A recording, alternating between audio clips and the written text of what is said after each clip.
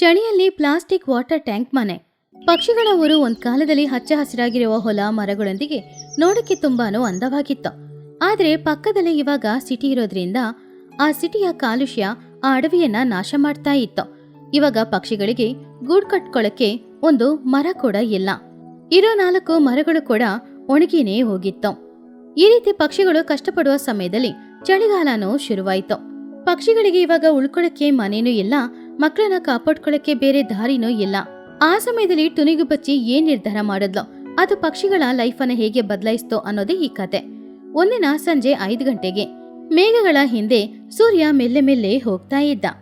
ಆವಾಗ ಚಿಚುಕಾಗೆ, ಟುನಿಗು ಬಚ್ಚಿ, ಚೋಟುಗಿಳಿ, ಲೂಸಿ ಪಾರಿವಾಳ, ಮಹಿ ಹದ್ದು ಮಕ್ಕಳು ಎಲ್ರೂ ಕೂಡ ಒಂದು ಒಣಗಿರುವ ಮರದ ಮೇಲೆ ಕೂತ್ಕೊಂಡಿದ್ರು. ಚಳಿ ತುಂಬಾನು ಹೆಚ್ಚಾಗ್ತಾ ಇತ್ತು. ಎಲ್ಲರ ಕಣ್ಣಲ್ಲೂ ಕೂಡ ಕಣ್ಣೀರು. ನೋಡಿದ್ರ, ನೆನೆ ತನಕ ನಾವು ಆಟಾಡ್ತಾ ಇದ್ದ ಬೇವಿನ ಮರ ಇವಾಗ ಬಿದ್ದೋಗಿದೆ.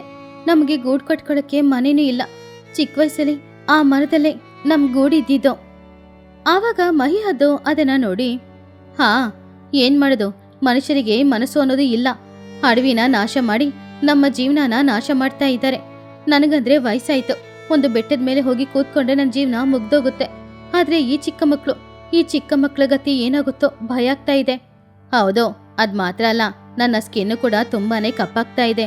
ಏನ್ ಮಾಡುದು ಅಂತ ಅರ್ಥ ಆಗ್ತಾ ಇಲ್ಲ. ಇಲ್ಲಿದ್ರೇನೆ ಕಷ್ಟ. ಬೇರೆ ಯಾವ್ದಾದ್ರೂ ಅಡವಿಗೆ ಹೋಗೋಣ್ವಾ? ಬೇರೆ ಅಡವಿಗೆ ಎಲ್ಲಿಂದ ಹೋಗೋದು? ಎಲ್ಲ ಅಡವಿಯಲ್ಲಿ ಇದೇ ಪರಿಸ್ಥಿತಿ. ಎಲ್ಲ ಅಡವಿನ ಮನುಷ್ಯರು ನಾಶ ಮಾಡ್ತಾ ಇದ್ದಾರೆ. ನಮ್ಮಿಂದ ಈ ಜಾಗನ ಬಿಟ್ಟು ಬೇರೆ ಎಲ್ಲಿಗೆ ಹೋಗಕ್ಕಾಗಲ್ಲ. ಆವಾಗ ಬುಜ್ಜಿ ಅಳುತ್ತಾ, ಅಮ್ಮ, ನನಗ್ ಭಯ ಆಗ್ತಾ ಇದೆ. ಇವತ್ ರಾತ್ರಿ ನಾವ್ ಎಲ್ ಮಲ್ಗೋದು? ಈ ಚಳಿಯಲ್ಲಿ ದಿನ ನಿದ್ರೆ ಮಾಡಕ್ ಆಗ್ತಿಲ್ಲ ಅಮ್ಮ. ಹೆದ್ರಬೇಡ ಮಗಳೇ, ನಿನಗೋಸ್ಕರ ಅಮ್ಮ ಜೊತೆಗಿದ್ದೀನಿ ಅಲ್ವಾ?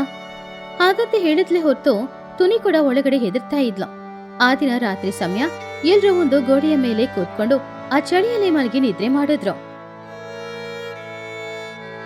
ಹೀಗಿರುವಾಗ ಒಂದಿನ ತುನಿಗು ಬಚ್ಚಿ ಮನೆ ಕಟ್ಟಕ್ಕೆ ಏನಾದ್ರೂ ಕಡ್ಡಿಗಳು ಇಲ್ಲ ಎಲೆಗಳು ಸಿಗುತ್ತಾ ಅಂತ ಹುಡ್ಕೊಂಡು ಹೋದಾಗ ಅವಳಿಗೆ ಏನೂ ಸಿಗ್ಲೇ ಇಲ್ಲ. ಎಲ್ಲ ಕಡೆನೂ ಕಸ, ಪ್ಲಾಸ್ಟಿಕ್ ವಸ್ತುಗಳು ಮಾತ್ರ ಇತ್ತು. ಆವಾಗ ಟುನಿಗು ಬಚ್ಚಿ ಒಂದು ಡಂಪಿಂಗ್ ಯಾರ್ಡ್ ಹತ್ರ ನಿಂತ್ಕೊಂಡು ನೋಡಿದ್ಲು. ಅಲ್ಲಿ 1000 ಗಟ್ಲೆ ಪ್ಲಾಸ್ಟಿಕ್ ವಸ್ತುಗಳು ಇತ್ತು. ಮನುಷ್ಯರು ಬಾಳ್ತಾ ಇದ್ದಾರೆ, ನಮ್ಮಿಂದಾನೇ ಬಾಳಕ್ಕಾಗ್ತಾ ಇಲ್ಲ. ಹಾಗಂತ ಅನ್ಕೊಂಡಿದ್ದಾಗ ಅವಳಲ್ಲೊಂದು ಹಳೆ ಟ್ಯಾಂಕ್ ನ ನೋಡಿದ್ಲು. ಅರೆ, ಇದೇನಿದು ದೊಡ್ಡ ಪ್ಲಾಸ್ಟಿಕ್ ವಸ್ತು? ಇದ್ರೊಳಗಡೆ ಹೋಗಕ್ಕೆ ದಾರಿನೂ ಇದೆ ಅಲ್ವಾ? ಇದು ಒಂದ್ ವೇಳೆ ಮನೆಯಾಗಿ ಬದಲಾಯಿಸಿದ್ರೆ? ಹಾಗಂತ ಅನ್ಕೊಂಡು ಟೋನಿ ಆ ಟ್ಯಾಂಕ್ ಹತ್ರ ಹೋಗಿ ನೋಡಿದಾಗ ಅದು ಕಪ್ಪಾಗಿತ್ತು. ಒಳಗಡೆ ಹೋಗಕ್ಕೆ ಒಂದು ದಾರಿನೂ ಇತ್ತು. ಒಳಗಡೆ ತುಂಬಾ ಬೆಚ್ಚಗೆ ಇತ್ತು. ಅದ್ರ ನೋಡಿ ಟೋನಿ ಸಂತೋಷ ಪಟ್ಲು. ಇವಾಗ ನಮಗೆ ಬೇಕಾಗಿರೋದು ಅಂದವಾದ ಗೂಡಲ್ಲ, ನಮ್ಮ ಪ್ರಾಣನ ಕಾಪಾಡಕ್ಕೆ ನಮ್ಗೊಂದು ಜಾಗ ಇದ್ರೆ ಸಾಕು. ಅದು ಯಾಕೆ ಈ ಮನುಷ್ಯರು ಉಪಯೋಗ ಮಾಡಿ ಬಿಸಾಕಿರುವ ಈ ಪ್ಲಾಸ್ಟಿಕ್ ಟ್ಯಾಂಕ್ ಆಗಿರ್ಬಾರ್ದು? ಈ ಟ್ಯಾಂಕನ್ನೇ ನಾನು ಮನೆಯಾಗಿ ಬದಲಾಯಿಸ್ಕೊಳ್ತೀನಿ. ಹಾಗಂತ ಅನ್ಕೊಂಡು ಟುನಿಗು ಬಚ್ಚಿ ಕಷ್ಟಪಟ್ಟು ಆ ಟ್ಯಾಂಕ್ ನ ಉರುಳಿಸ್ಕೊಂಡೆ ಅಡವಿಲಿರುವ ಒಂದು ಜಾಗದಲ್ಲಿ ತಗೊಂಡ್ ಬಂದು ಇಟ್ಲು. ಅದ್ರೊಳಗಡೆ ಒಂದು ಬೆಡ್ ತಗೊಂಡ್ ಬಂದು ಹಾಕಿದ್ಲು. ಇವಾಗ ಆ ಟ್ಯಾಂಕ್ ಒಳಗಡೆ ತುಂಬಾನು ಬೆಚ್ಚಗಿತ್ತು, ಯಾಕಂದ್ರೆ ಅದ್ರೊಳಗಡೆ ಇವಾಗ ಒಂದು ಬೆಡ್ ಕೂಡ ಇತ್ತು. ಬುಜ್ಜಿ, ಬಾ, ಇನ್ ಮುಂದೆ ಇದೆ ನಮ್ಮ ಮನೆ. ಆವಾಗ ಬುಜ್ಜಿಯ ಮನೇನ ನೋಡಿ, ಮನೇನ ಇದಾ? ಅಮ್ಮ, ನಾವು ಪಕ್ಷಿಗಳು ಗೂಡಲ್ಲಿ ಬಾಳದನ್ನ ಬಿಟ್ಟು ಈ ಪ್ಲಾಸ್ಟಿಕ್ ವಸ್ತುಗಳಗಡೆ ಬಾಳಿದ್ರೆ ಆಮೇಲೆ ನೋಡೋರು ತಮಾಷೆ ಮಾಡಲ್ವಾ? ತಮಾಷೆ ಮಾಡೋರು ಯಾರು ನಾವು ಉಳ್ಕೊಳ್ಳಕ್ಕೆ ಜಾಗನೂ ಕೊಡಲ್ಲ ಅಲ್ವಾ? ಇವಾಗ ನಮ್ ಪ್ರಾಣ ಕಾಪಾಡ್ಕೊಳ್ಳೋದು ತುಂಬಾ ಮುಖ್ಯ. ಬಾ. ಟುನಿ ಪ್ಲಾಸ್ಟಿಕ್ ಟ್ಯಾಂಕ್ ನ ಮನೆಯಾಗಿ ಬದಲಾಯಿಸ್ಕೊಂಡಿರುವ ವಿಷಯ ಊರಲ್ಲಿ ಎಲ್ರಿಗೂ ತಿಳಿತು. ಆವಾಗ ಚಿಚು, ಚೋಟು, ಲೂಸಿ 3 ಜನನು ಅಲ್ಲಿಗೆ ಬಂದ್ರು. ಟುನಿಗು ಬಚ್ಚಿಯ ಆ ಪ್ಲಾಸ್ಟಿಕ್ ವಾಟರ್ ಟ್ಯಾಂಕ್ ಮನೇನ ನೋಡಿ ಅವ್ರೆಲ್ಲರಿಗೂ ಕೋಪ ಬಂತು. ಇಲ್ಲಿವರೆಗೂ ಟುನಿಗೆ ಗೆಳತಿಯಾಗಿದ್ರ ಅವ್ರು 3 ಜನ ಕೂಡ ಇನ್ ಮುಂದೆ ಶತ್ರುಗಳಾಗಿ ಬದಲಾದ್ರು. ಚಿಚಿ, ಏನ್ ಟುನಿ ಇದು? ಏನಿದು? ಮನುಷ್ಯರು ಉಪಯೋಗ ಮಾಡಿದ ವಸ್ತುಗಳನ್ನ ನೀನು ಮನೆಯಾಗಿ ಬದಲಿಸ್ಕೊಂಡು ಅಲ್ಲಿ ಬಾಳ್ತಾ ಇದೀಯಾ? ನಿನಗೆ ನಾಚಿಕೆ ಆಗಲ್ವಾ? ನೀನು ನಮ್ಮ ಪಕ್ಷಿ ಜಾತಿನೇನಾ? ನೀನು ಪಕ್ಷಿ ಜಾತಿ ಅಲ್ಲ, ಆ ಕೆಸರಲ್ಲಿ ಇರುತ್ತೆ ಅಲ್ವಾ ಇಲಿಗಳ ತರ, ನೀನು ಇಲಿಗಳ ತರ. ಆವಾಗ ಚೋಟಿಗಿಳಿ ಕೂಡ ತುಂಬಾ ಕೋಪದಿಂದ, ಟೋನಿ, ನಿನಗೆ ಕಷ್ಟ ಇದೆ ನನಗ್ ಗೊತ್ತು, ಆದ್ರೆ ಅದಕ್ಕೋಸ್ಕರ ಇಂತಹ ಒಂದು ನೀಚ ಕೆಲಸ ಮಾಡ್ತೀಯ ಅಂತ ನಾನು ಅನ್ಕೊಂಡಿರ್ಲಿಲ್ಲ. ಮನುಷ್ಯರು ಉಪಯೋಗ ಮಾಡಿದ ವಸ್ತನ್ನ ಮನೆಯಾಗಿ ಬದಲಾಯಿಸ್ಕೊಳ್ಳಿಕ್ಕೆ ನಿನಗೆ ನಾಚಿಕೆ ಆಗಲ್ವಾ? ನೀನು ಇಷ್ಟು ಮೋಸವಾಗಿ ಬದಲಾಗ್ತೀಯ ಅಂತ ನಾನು ಅನ್ಕೊಂಡೇ ಇರ್ಲಿಲ್ಲ.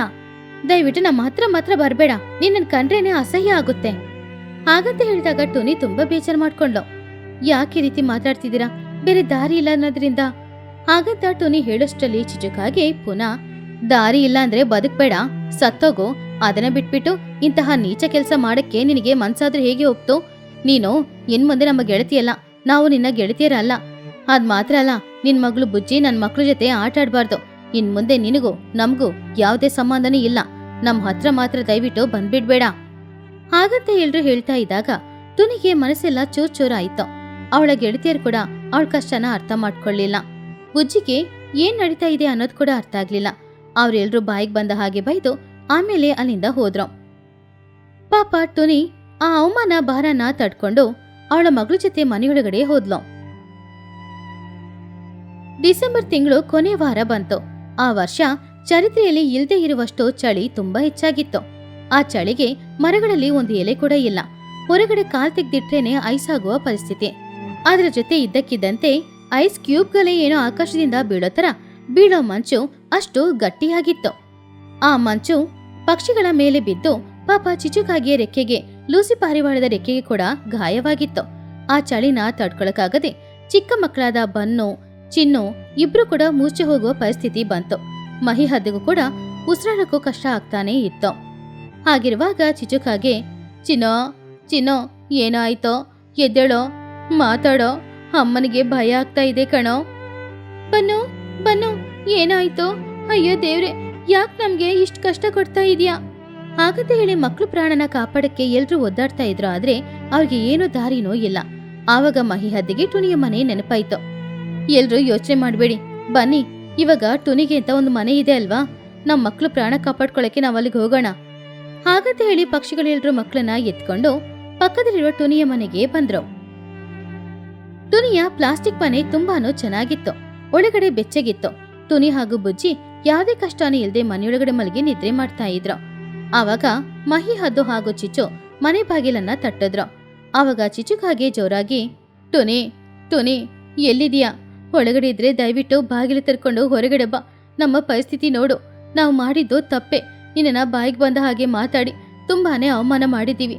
ಆದ್ರೆ ಇವಾಗ ನಮಗೆ ಬೇರೆ ದಾರಿ ಇಲ್ಲ. ನಮ್ಮ ಮಕ್ಳು ಪ್ರಾಣನ ನಿನ್ನಿಂದ ಮಾತ್ರ ಕಾಪಾಡಕ್ಕಾಗೋದು. ಹೌದು ಟುನಿ, ದಯವಿಟ್ಟು ನಮ್ಮನ್ನ ಕ್ಷಮಿಸ್ಬಿಡು. ನಾವು ಆ ರೀತಿ ಆ ದಿನ ಮಾತಾಡಬಾರ್ದಾಗಿತ್ತು. ದಯವಿಟ್ಟು ನನ್ನ ಮಗನ ಕಾಪಾಡು. ಆವಾಗ ಟುನಿಗೂ ಬಚ್ಚಿ ಎಚ್ಚರವಾದ್ಲು. ಅವಳ ಮುಖದಲ್ಲಿ ಹಳೆಯ ಕೋಪ, ಅವಮಾನ ಏನೂ ಇಲ್ಲ. ಎಲ್ಲರನ್ನ ಹೊರಗಡೆ ನೋಡಿ, ಬನ್ನಿ, ಯಾಕೆಲ್ಲ ನಿಂತ್ಕೊಂಡಿದ್ದೀರಾ? ಒಳಗಡೆ ಬನ್ನಿ, ಹೋಗೋಣ. ಹಾಗಂತ ಹೇಳಿ ಎಲ್ಲರನ್ನ ಅವಳು ಒಳಗಡೆ ಕರ್ಕೊಂಡು ಹೋದ್ಲು. ಮನೆಯೊಳಗಡೆ ಹೋದಾಗ ಎಲ್ರಿಗೂ ಆಶ್ಚರ್ಯ. ಹೊರಗಡೆ ಅಷ್ಟು ಚಳಿಯಾಗಿತ್ತು, ಆದ್ರೆ ಮನೆಯೊಳಗಡೆ ತುಂಬಾ ಬೆಚ್ಚಗಿತ್ತು. ಮನೆ ಬದಿಯಲ್ಲಿ ಒಂದು ಲ್ಯಾಂಟರ್ ಬೆಳಕು ಕೂಡ ಇತ್ತು. ಅದು ಅಲ್ಲದೆ ಕೆಳಗಡೆ ಬೆಡ್ ಹಾಕಿರೋದ್ರಿಂದ ತುಂಬಾನು ಬೆಚ್ಚಗಿತ್ತು ಆ ಮನೆ. ಆ ಮನೆಯೊಳಗಡೆ ಹೋದ ತಕ್ಷಣ ಮೂಚೆ ಹೋಗಿದ್ದ ಚಿನ್ನು, ಬನ್ನು ಇಬ್ರು ಕೂಡ ಎಚ್ಚರವಾದ್ರು. ಅವ್ರಿಗೆ ಆ ಬೆಚ್ಚನೆ ಇರೋದು ತುಂಬಾ ಇಷ್ಟ ಆಯ್ತು. ಅಮ್ಮಯ್ಯ, ಇಲ್ಲಿ ಬೆಚ್ಚಗಿದೆ, ಹೊರಗಡೆ ನರ್ಕ ನೋಡಿದ್ವಿ. ಟುನಿ ಆಂಟಿ, ತುಂಬಾ ಥ್ಯಾಂಕ್ಸ್ ಆಂಟಿ. ಹೌದು ಆಂಟಿ, ನಮ್ಮಮ್ಮ ಈ ಮನೆನ ಕಸ ಅಂತ ಹೇಳಿದ್ರು, ಆದ್ರೆ ಈ ಕಸ ಇವತ್ತು ನಮ್ ಜೀವ ಕಾಪಾಡಿದೆ. ಆವಾಗ ಚಿಚು ಟುನಿನ ನೋಡಿ, ಟುನಿ, ನಮ್ಮನ್ನ ಕ್ಷಮಿಸ್ಬಿಡು. ಆ ದಿನ ಆ ರೀತಿ ಮಾತಾಡಬಾರ್ದಾಗಿತ್ತು. ಇವಾಗ ಅದೇ ಮನೆಗೆ ನಾವೆಲ್ರೂ ನಮ್ಮ ಮಕ್ಳು ಪ್ರಾಣ ಕಾಪಾಡು ಅಂತ ನಿನ್ನ ಹತ್ರ ಬೇಡ್ಕೊಂಡು ಬಂದಿದ್ದೀವಿ. ನೀನು ಮೊದ್ಲೇ ಈ ರೀತಿ ಆಗುತ್ತೆ ಅಂತ ಯೋಚನೆ ಮಾಡಿನೇ ಈ ಮನೇನ ಆಯ್ಕೆ ಮಾಡ್ಕೊಂಡಿರೋದು. ಆದ್ರೆ ಅದನ್ನ ನಾವ್ ಯಾರು ಅರ್ಥನೇ ಮಾಡ್ಕೊಳ್ಳಿಲ್ಲ. ಪರವಾಗಿಲ್ಲ ಚಿಚು, ಸಿಚುವೇಶನ್ಗೆ ತಕ್ಕಂಗೆ ನಾವು ನಮ್ಮ ನಿರ್ಧಾರನ ಬದಲಾಯಿಸ್ಕೊಳ್ಬೇಕು. ಇವಾಗ ಈ ಮನೆ ಇರೋದ್ರಿಂದಾನೇ ನಾನು ಬುಜ್ಜಿ ಚೆನ್ನಾಗಿರೋದು. ಇನ್ಮುಂದೆ ನೀವು ಕೂಡ ಎಲ್ಲೇ ಇರ್ಬೋದು. ನಮಗೆ ಬೇರೆ ದಾರಿ ಇಲ್ಲ. ಮನುಷ್ಯರು ಉಪಯೋಗ ಮಾಡಿದ ವಸ್ತು ನಮ್ಮ ಪ್ರಾಣನ ಕಾಪಾಡ್ತಾ ಇದೆ. ಆ ರಾತ್ರಿ ಎಲ್ರೂ ಕೂಡ ಆ ಒಂದೇ ಟ್ಯಾಂಕಲ್ಲಿ ಮಲಗಿ ನಿದ್ರೆ ಮಾಡಿದ್ರು. ಮರುದಿನ ಬೆಳಿಗ್ಗೆ ಪಕ್ಷಿಗಳು ಹೊರಗಡೆ ಬಂದ್ರು. ಇವಾಗ ಅವ್ರ ಮುಖದಲ್ಲಿ ಒಂದು ಧೈರ್ಯ ಹಾಗೂ ನಂಬಿಕೆ ಕಾಣಿಸ್ತಾ ಇತ್ತು. ಎಲ್ರೂ ಕೇಳಿಸ್ಕೊಳ್ಳಿ, ಟುನಿ ಸ್ವಲ್ಪ ಮೊದ್ಲೇ ಯೋಚನೆ ಮಾಡಿ ಅವಳಿಗೆ ತಕ್ಕಂಗೆ ಮನೆನ ಏರ್ಪಾಡು ಮಾಡ್ಕೊಂಡಿದ್ದಾಳೆ. ಆ ಯಾರ್ಡಲ್ಲಿ ಇನ್ನೂ ಇದೇ ರೀತಿ ಸುಮಾರು ಟ್ಯಾಂಕ್ಗಳು ಇದೆ. ಅದರಲ್ಲಿ ಒಂದೊಂದು ಟ್ಯಾಂಕ್ನ ನಾವೆಲ್ಲರೂ ನಮ್ಮ ಎಲ್ರಿಗೋಸ್ಕರನೂ ಮನೆಯಾಗಿ ಬದಲಾಯಿಸ್ಕೊಳ್ಳೋಣ. ಹಾಗಾದ್ರೆ ನಾನು ಆ ಬ್ಲೂ ಟ್ಯಾಂಕ್ನ ಮನೆಯಾಗಿ ಬದಲಾಯಿಸ್ಕೊಳ್ತೀನಿ. ನಾನು ಆ ಬಿಳಿ ಟ್ಯಾಂಕ್ನ ರೂಮಾಗಿ ಬದಲಾಯಿಸ್ಕೊಳ್ತೀನಿ.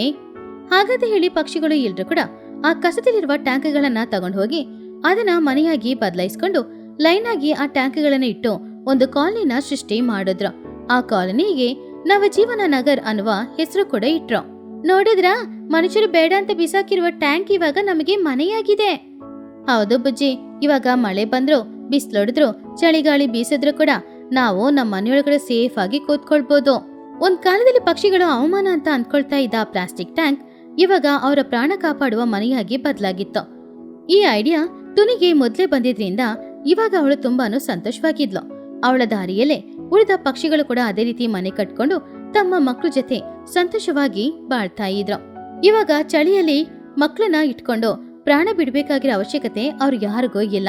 ನಮ್ಮ ಪದ್ಧತಿ, ಸಂಪ್ರದಾಯ, ಗೌರವ ಎಲ್ಲಾನು ಬಿಟ್ಟು ಪ್ರಾಣನ ಕಾಪಾಡ್ಕೊಳ್ಳೋ ದಾರಿನ ನಾವು ಹುಡುಕ್ಬೇಕು. ಚಳಿಯಲ್ಲಿ ವಿಚಿತ್ರವಾದ ಗ್ರಾಮ. ಆ ಗ್ರಾಮ ಸಾಧಾರಣವಾದ ಗ್ರಾಮವಲ್ಲ. ಆ ಗ್ರಾಮದ ಮಧ್ಯದಲ್ಲಿ ಒಂದು ಮಾಂತ್ರಿಕ ನದಿ ಇತ್ತು. ಆ ನದಿಯ ಒಂದ್ ಪಕ್ಕದಲ್ಲಿ ಚೋಟಿಗಿಳಿ, ಲೂಸಿ ಪಾರಿವಾಳ, ಮಹಿಹದ್ದು ಬಾಳ್ತಾ ಇದ್ರು. ನದಿಯ ಈ ಕಡೆಯಲ್ಲಿ ತುನಿ, ಚಿಚು ಹಾಗೂ ಕುಹು ಇವರು ಬಾಳ್ತಾ ಇದ್ರು. ಸಾಧಾರಣವಾಗಿ ಇವರೆಲ್ಲರೂ ಕೂಡ ಯಾವಾಗ್ಲೂ ಒಟ್ಟಿಗೆನೆ ಬಾಳ್ತಾ ಇದ್ರು. ಆ ಊರಿನ ಗಡಿಯಲ್ಲಿ ಒಂದು ದೊಡ್ಡ ಆಲದ ಮರ ಇತ್ತು. ಆ ಮರದಲ್ಲಿ ಹಳೆ ತಾಯಿತುಗಳು ಎಲ್ಲಾನು ಕಟ್ಟಿ ಹಾಕಿದ್ರು. ಆ ಕಾಲದಲ್ಲಿ ಆ ಊರಿನಲ್ಲಿ ವಿಚಿತ್ರವಾದ ಒಂದು ಘಟನೆ ನಡೀತು. ಊರಿನ ಅರ್ಧ ಭಾಗದಲ್ಲಿ ಮಳೆ ಸುರಿತಾ ಇತ್ತು, ಇನ್ನೊಂದು ಅರ್ಧ ಭಾಗದಲ್ಲಿ ಭಯಂಕರವಾಗಿ ಬಿಸಿಲು ಹೊಡಿತಾ ಇತ್ತು. ಆ ವಾತಾವರಣ ಸರಿ ಮಾಡಕ್ಕೆ ಎಲ್ರು ಪೂಜೆ ಮಾಡಿ ತಾಯೆತ್ತು ಕಟ್ಟಾಕಿದ್ರು. ಆವಾಗ ವಾತಾವರಣ ಸರಿಯಾಯ್ತು. ಆದ್ರಿಂದ ಆ ಮರದಲ್ಲಿ ಇರುವ ತಾಯೆತ್ತುಗಳನ್ನ ಯಾರೂ ಮುಟ್ಬಾರ್ದು ಅನ್ನೋದು ನಿಯಮ. ಆದ್ರೆ ನಮ್ಮ ಕ್ರಿಕೆಟ್ ಬ್ಯಾಚ್ ಬುಜ್ಜಿ, ಬನ್ನು, ಚಿನ್ನು ಬಂದ್ರೆ ರೂಲ್ಸ್ ಎಲ್ಲಾನು ಬ್ರೇಕ್ ಆಗುತ್ತೆ ಅಲ್ವಾ? ಆ ದಿನ ಸಂಜೆ ಸಮಯ ಬುಜ್ಜಿ, ಚಿನ್ನು, ಬನ್ನು 3 ಜನನು ಆ ನದಿ ತೀರದಲ್ಲಿ ಆಟಾಡ್ತಾ ಇದ್ರು. ಬನ್ನು ಬ್ಯಾಟಿಂಗ್ ಮಾಡ್ತಾ ಇದ್ದ, ಬುಜ್ಜಿ ಬೌಲಿಂಗ್ ಮಾಡ್ತಾ ಇದ್ಲು, ಚಿನ್ನು ಫೀಲ್ಡಿಂಗ್ ಮಾಡ್ತಾ ಇದ್ದ. ಆವಾಗ ಬನ್ನು ಬ್ಯಾಟನ್ನ ಕೈಯಲ್ಲಿ ಹಿಡ್ಕೊಂಡು, ಬುಜ್ಜಿ ಸ್ವಲ್ಪ ನೋಡ್ಕೊಂಡು ಹಾಕೋ ಬಾಲ್ನ, ನಾನು 6 ಹೊಡೆದ್ರೆ ಆಮೇಲೆ ಆ ಬಾಲ್ ಹೋಗಿ ಸೂರ್ಯನ ಮುಟ್ಟಿ ಕೆಳಗಡೆ ಬಂದು ಬೀಳುತ್ತೆ. ಅಷ್ಟು ದೂರ ರಿಸ್ಕ್ ತೆಗೆಯೋದು ಬೇಡ ಅಂತಾನೆ ನಾನು ಹೇಳ್ತಾ ಇರೋದು. ಸೂರ್ಯನ ಮುಟ್ಟೋದಿರ್ಲಿ ಕಣೋ, ಮೊದ್ಲು ಆ ಬಾಲ್ ನನ್ನ ಮುಖಕ್ಕೆ ಬರ್ದೇ ಇರುವ ಹಾಗೆ ನೋಡ್ಕೊ, ಸರಿಯಾಗಿ ಹೊಡಿ. ಬನ್ನು ಚಿನ್ನು, ನಾನು ಬಾಲ್ ಹಾಕಿದ್ರೆ ನೀನು ಔಟ್ ಆಗ್ತೀಯ ಕಣೋ. ಇವಾಗ ರೆಡಿಯಾಗಿದ್ಯಾ? ಬಾಲ್ ಹಾಕ್ತಾ ಇದ್ದೀನಿ ನೋಡು. ಹಾಗಂತ ಹೇಳಿ ಬುಜ್ಜಿ ಬಾಲ್ನ ಹಾಕಿದ್ಲು. ಬನ್ನು ಆ ಬಾಲ್ನ ಹೊಡಿಲಿಲ್ಲ. ಬಾಲ್ ಬ್ಯಾಟಿಗೆ ತಗ್ಲದೆ ಹಿಂದೆ ವಿಕೆಟ್ಗೆ ಹೋಗಿ ತಗಲ್ತು. ಔಟ್! Bun clean bold.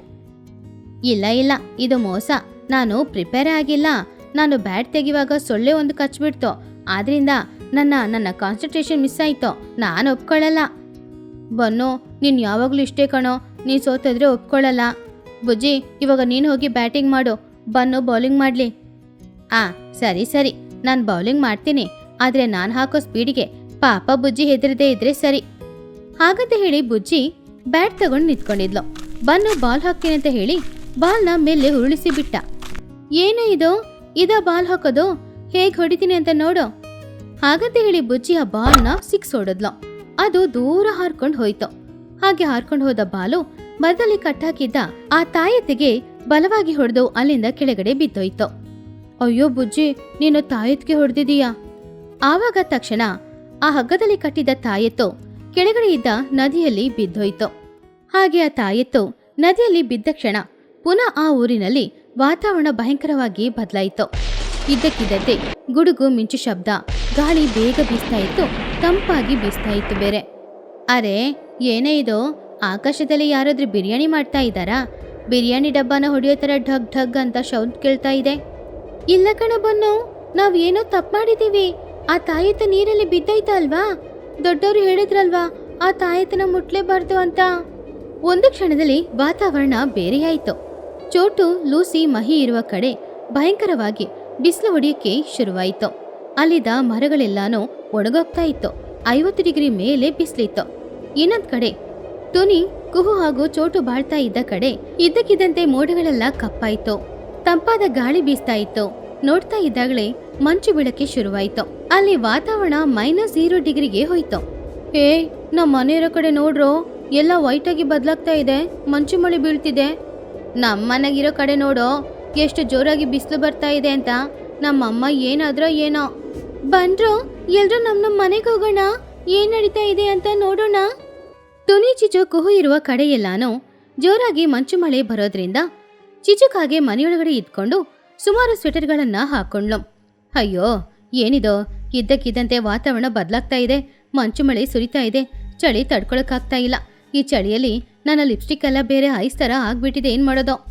ಆವಾಗ ಕುಹುಬಾತು ಮನೆ ಹೊರಗಡೆ ಇರುವ ನೀರಿನ ತೊಟ್ಟಿಯಲ್ಲಿ ಸ್ನಾನ ಮಾಡಕ್ಕೆ ಬಂದಾಗ ಅಲ್ಲಿದ್ದ ನೀರೆಲ್ಲಾನು ಮಂಚಾಗಿ ಬದಲಾಗಿತ್ತು. ಅರೆ, ಇದೇನಿದೋ? ಸ್ನಾನ ಮಾಡೋಣ ಅಂತ ಬಂದ್ರೆ ಮಂಚಾಗಿದೆ ಇದು. ಟುನಿ, ಹೊರಗಡೆ ಬಾ, ಇಲ್ಲಿ ಏನ್ ನಡೀತಾ ಇದೆ ನೋಡೋ. ತಕ್ಷಣ ಟುನಿಗುಬ್ಬಚ್ಚಿ ಮನೆಯಿಂದ ಹೊರಗಡೆ ಬಂದು, ಮೊದಲು ಎಲ್ರೂ ಒಳಗಡೆ ಬನ್ನಿ, ಇಲ್ಲಿ ನಿಂತ್ಕೊಂಡಿದ್ರೆ ನಾವು ಕೂಡ ಇದೇ ರೀತಿ ಮಂಚಾಗ್ಬೇಕು ಅಷ್ಟೇ. ಏನಾಯ್ತೋ ಈ ವಾತಾವರಣಕ್ಕೆ? ಅಯ್ಯೋ, ನನಗೂ ಅದೇ ಅರ್ಥ ಆಗ್ತಾ ಇಲ್ಲ. ನನ್ನ ಲಿಪ್ಸ್ಟಿಕ್ ಬೇರೆ ಕಲ್ಲು ತರ ಆಗಿದೆ, ಅದನ್ನ ಯೂಸ್ ಮಾಡಕ್ ಆಗ್ತಾ ಇಲ್ಲ. ನನ್ನ ಫೇಸ್ ಕ್ರೀಮ್ ಕೂಡ ತುಂಬಾ ಗಟ್ಟಿಯಾಗ್ಬಿಟ್ಟಿದೆ. ನದಿಯ ಆ ಕಡೆ ಚೋಟು, ಲೂಸಿ, ಮಹಿ ಇರುವ ಕಡೆ ಬಿಸಿಲು ಜಾಸ್ತಿ ಇರೋದ್ರಿಂದ ಪಾಪ ಅವ್ರೆಲ್ರಿಗೂ ಕೂಡ ತುಂಬಾನು ಬೆವರ್ತಾ ಇತ್ತು. ಅಯ್ಯೋ, ಏನ್ ಲೂಸಿ ಇದು ಹೀಗೆ ಬೆವರ್ತಾ ಇದೆ? ಇಷ್ಟು ಬಿಸಿಲು, ಈ ಬಿಸಿಲಲ್ಲಿ ನಾನು ಆಮ್ಲೆಟ್ ಹಾಕ್ಬಿಡ್ತೀನೋ ಏನೋ ಗೊತ್ತಿಲ್ಲ. ಆವಾಗ ಲೂಸಿ ಕೂಡ ಹೆದರ್ಕೊಂಡು, ಹೌದೌದು, ಈ ಬಿಸಿಲು ನೋಡಿದ್ರೆ ನಾವೆಲ್ಲ ಸೂಪ್ ಆಗ್ಬಿಡ್ತೀವೋ ಏನೋ, ಯಾಕೆ ಈ ರೀತಿ ವಾತಾವರಣ ಬದಲಾಯ್ತೋ?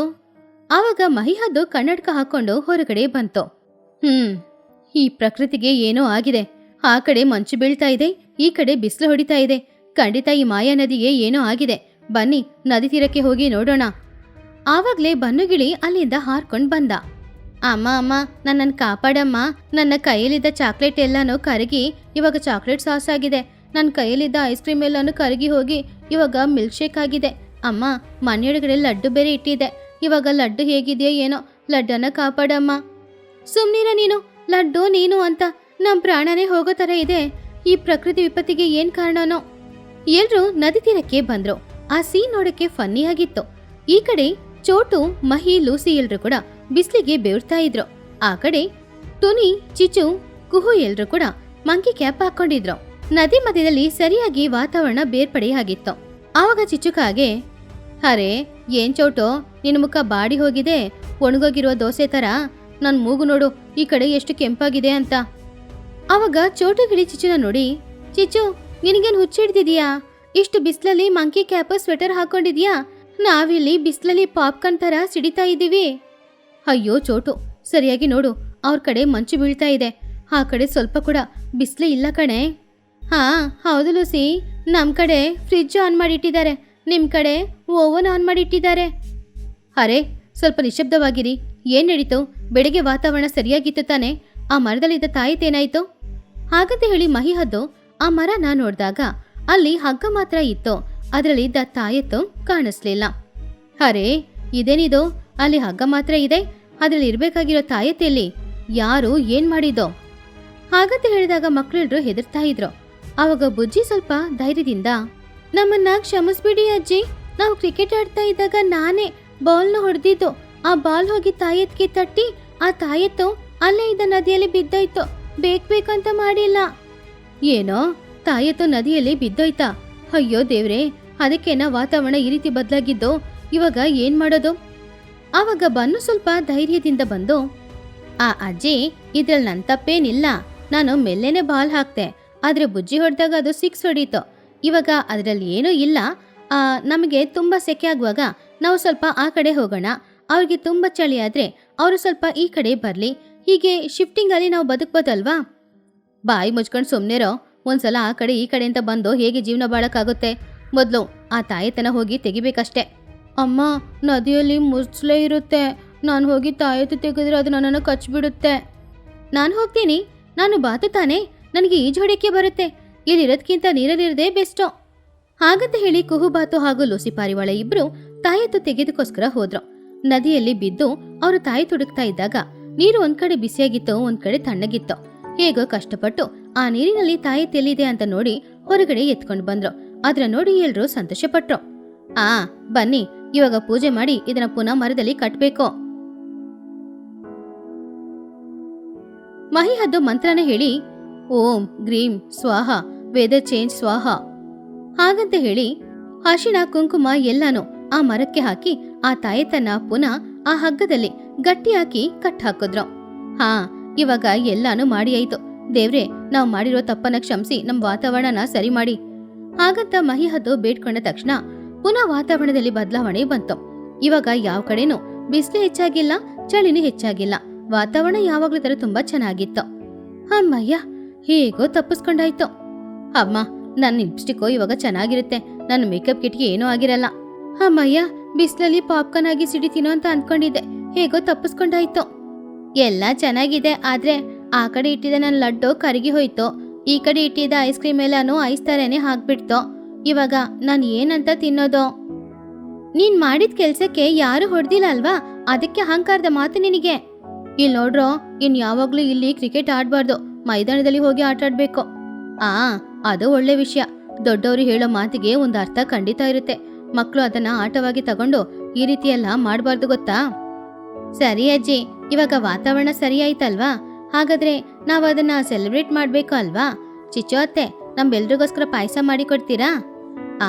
ಪಾಯಸ ಅಲ್ಲ ಕಣೋ, ಅದರಲ್ಲಿ ಸ್ವಲ್ಪ ವಿಷ ಹಾಕಿ ಕೊಡ್ತೀನಿ, ನೀನ್ ಅದನ್ನ ಕುಡಿ. ಅದನ್ನ ಕೇಳಿ ಎಲ್ರೂ ನಗಾಡಿದ್ರು. ಹಾಗೆ ಹೇಗೂ ಕಷ್ಟಪಟ್ಟು ವಾತಾವರಣನೂ ಬದಲಾಯಿತು. ಆ ದಿನದಿಂದ ಮಕ್ಳು ಯಾರು ಆಲದ ಮರದ ಕಡೆ ಕ್ರಿಕೆಟ್ ಆಡಕ್ ಹೋಗ್ಲೇ ಇಲ್ಲ. ಅವರು ದೂರದಲ್ಲಿರುವ ಮೈದಾನದಲ್ಲಿ ಕ್ರಿಕೆಟ್ ಆಡ್ತಾ ಇದ್ರು. ದೊಡ್ಡವರು ಹೇಳೋ ಮಾತಿಗೆ ಒಂದು ಅರ್ಥ ಇರುತ್ತೆ, ಅದನ್ನ ಕೇಳಲಿಲ್ಲ ಅಂದ್ರೆ ಆಮೇಲೆ ನಮಗೆ ಏನಾದ್ರೂ ಕಷ್ಟ ಖಂಡಿತ ಬರೋದು.